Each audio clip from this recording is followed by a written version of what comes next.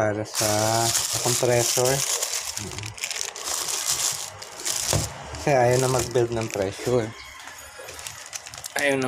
pressure. Nitong compressor. So, binilhan ko siya ng reed valve. Yung flapper valve niya. 10 piraso. Saka itong one-way valve. Palitan ko na rin.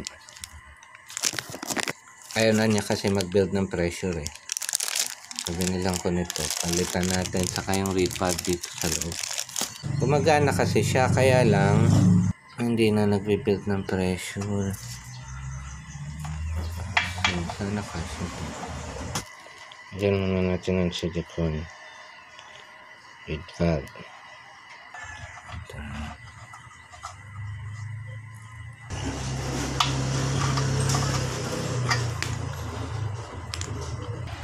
Yan, kabit na natin.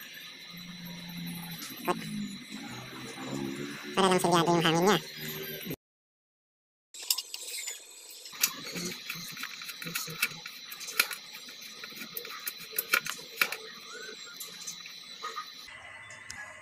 Ito yung reed valve, oh. Putol yan dito. Kaya ayaw mag-build up ng pressure.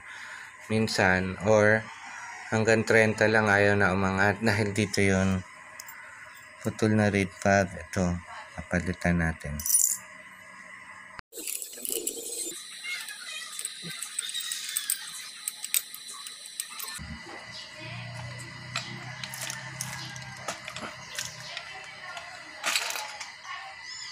So, ang reed valve niya sa loob. Buksan lang natin. So, ito yun, oh. Ito yung reed valve sa loob.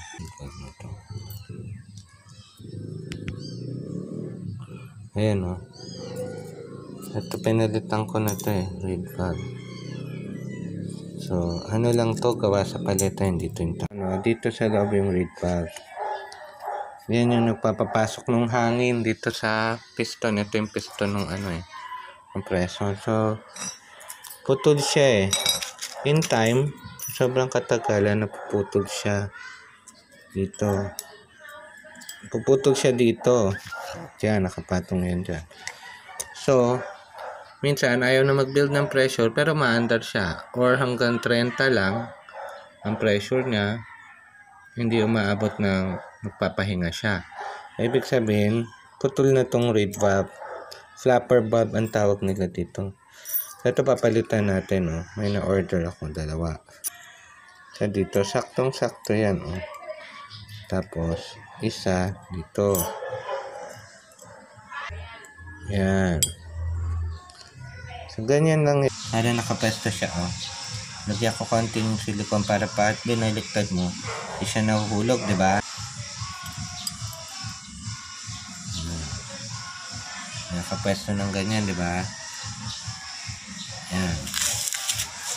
Balik na natin siya.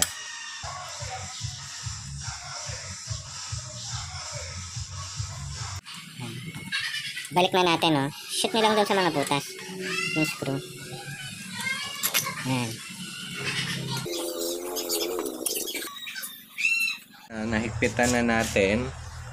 Nakabit ko na yung reed valve sa loob. Nahigpitan na natin. Ito, naikabit na natin pareho. So, patuyin lang natin konti. Testing natin mamaya. Testing natin ha.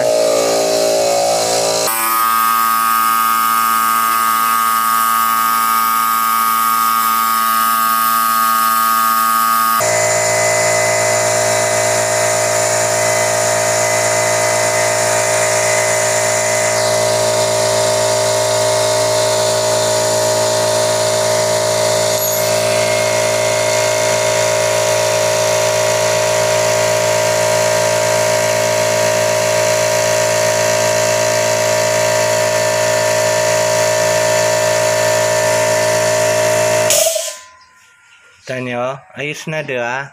Nag-build up na siya tapos humihinto na ng automatic. So naayos na siya, yun lang kailangan. Itong reed valve, 10 piraso na to eh. Tapos ito, pinalitan ko yung one-way valve. So bili ko dito sa compressor na to noong 2017. 4.5 lang ang bili ko dito. 2 horsepower siya na 25 liters ata ang capacity. So, mga 3 kotse mahigit na yung napinturahan ko dito bago nasira. So, ang kadalasan kasi pag hindi nagpapahinga, nasisira itong reed valve, yung pinalitan natin dito. So, yun ang kadalasan nasisira. So, ngayon okay na siya. O, kita nyo. Nag-stable na yung pressure niya. Tama pa. Gamitin ko yung hangin na. Pagbaba niyan, gagana ulit yan.